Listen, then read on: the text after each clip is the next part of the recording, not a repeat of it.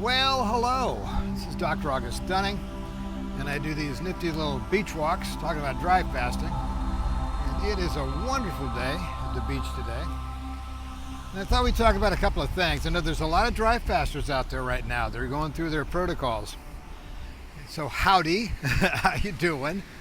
And just stick with it. If you can't, drop out and go back and do it, later, because this is not something that has to be done as a criticality. This is something your body has to get used to. And so I'm sure you can, and I'm sure you will. And the interesting news is, I see a lot of new sea turtle nests this morning on the beach, which means I think tonight I may be out doing a beach walk, see if I can find some sea turtles that are actually laying their nests. Anyway, so let's talk about dry fasting, and in particular the two books, The Phoenix Protocol and Neogenesis, because they are kind of combined. Because the idea here with dry fasting is to fix your metabolic health, which means your cellular health, and that's what dry fasting does. It does a complete metabolic reset.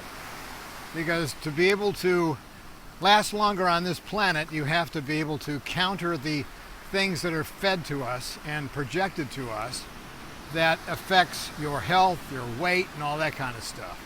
And that's where dry fasting comes in. So dry fasting fixes the first step, which is to fix the things that have happened over time that are causing you to age faster and that sort of stuff. Neogenesis talks about why you need to exercise. And of course, the reason you need to exercise is because you're fighting a constant battle with cortisol. Dry fasting's great. Dry fasting's pretty easy once you've done it the first time, because you just get into it, and a couple of days into it, you get your energy back, and then it's just a matter of dealing with sleep and problems like that. Meanwhile, all the time, you're getting fear factors all the time in the media. All this stuff that really doesn't affect your day, but things that affect your cortisol. It's called fight and flight. If you're afraid of something, you're going to start pumping out cortisol. And if you do, you can't avoid weight gain. Morning. Anyway, so the idea here is to get that cortisol down. And the way to do it is to toss the TV out the window. Well, sort of. A lot of it is just realizing that the things you've been afraid of all your life haven't really affected the success in your life, but it's added a lot of fear. Fear raises cortisol. Now, if you have improper eating habits, such as eating late in the evening and then following it up with sugary pastries and stuff like that as your treat before you go to bed, you end up with so much insulin you don't stop insulin, and you have chronic insulin response. And that's not good.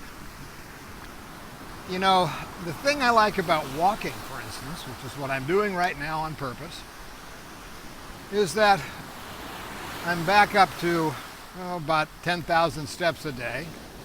And that's important. You have to walk to maintain your weight and your health and so forth, because it helps your architecture, helps you stand up straight, allows your diaphragm to drop deep into the abdomen so you can actually breathe the deep breaths and you're not just in the upper parts of the lungs. But there's a caveat with that, because as we age, we lose our muscle mass and our bone strength.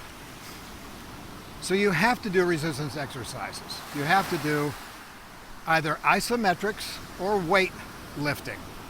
Isometrics are great. You can find all kinds of great information on isometrics on the internet. And isometrics means using your own body weight as the weight. You do complete squats. You stand up against a wall and do a sitting position. Try to hold that. Build your quadriceps. You have to rebuild your muscles and maintain your muscles over time, because then if you just walk like crazy and don't maintain your muscle mass, you're going to end up damaging your joints and stuff like that. Because the synovial fluid that keeps your joints supple is the only delivery of nutrients into your bursa and stuff. So if that starts eroding, then you start getting arthritis and things like that. So really, the idea here is to somehow get rid of the stress in your life. Meditation, whatever, because if you can get rid of the cortisol and you're careful with what you eat before you go to bed at night, and when you finish eating before you go to bed at night, you take that insulin response way down, because you end up with an insulin cortisol problem that ends up like a feedback loop. I mean, you've seen these people in the Walmart and places like that have these little carts and are totally obese and they're buying all this stuff, and if you look in the cart, it's like soft drinks and fructose and all that stuff, which raises sugar, which raises insulin, and it's a feedback loop. You've got to cut that feedback loop. One of the great ways to do it is to have a little bit, like a teaspoon of honey or maple syrup, which I think is better, and some salt before you go to bed, because that's an insulin killer. So really, this whole thing about life on this planet is pretty easy if you don't have the fight and flight thing, gaining weight all the time, because it's just basically cortisol receptors in your visceral fat are 5 times more effective at taking sugars and stuff. So it's designed by nature to be able to be that emergency store of food deep in the body if you ever are trapped out in the desert someplace.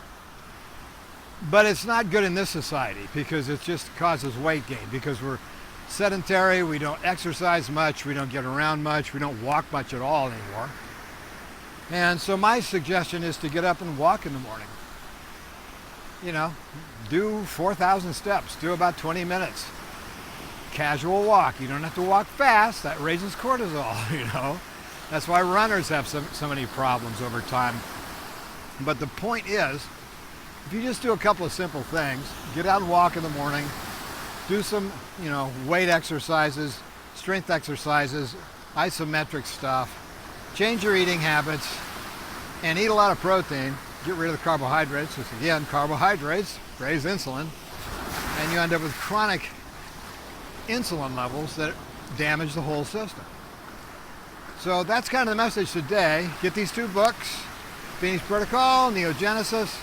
Learn how your body works, learn how things go, and see how it works. I mean, I'm on an experiment right now with this 10,000 steps every day idea, because I've seen so many people just rip up. I mean, they just get rid of all the subcutaneous fat. Doesn't do much for the visceral fat. That's a cortisol issue, an insulin issue.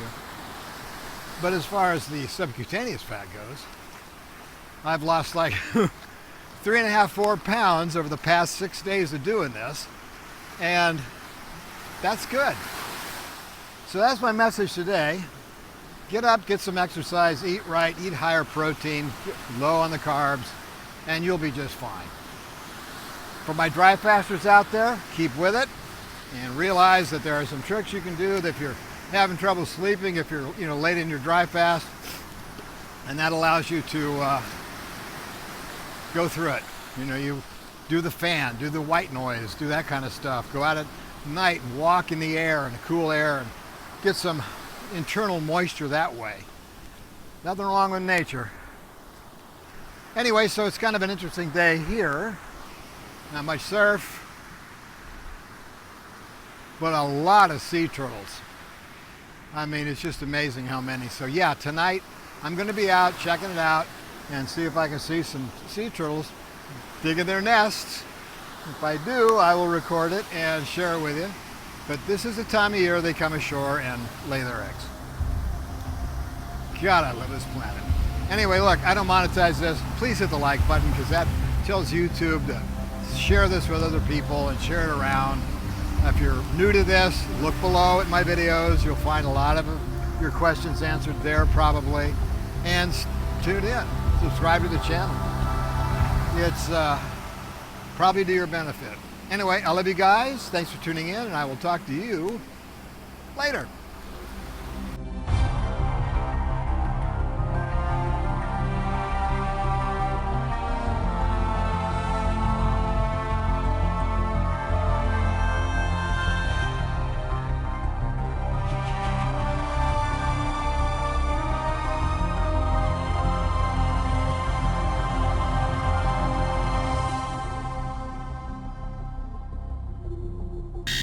yes? We have a message. Can you remind people to subscribe, please, sir?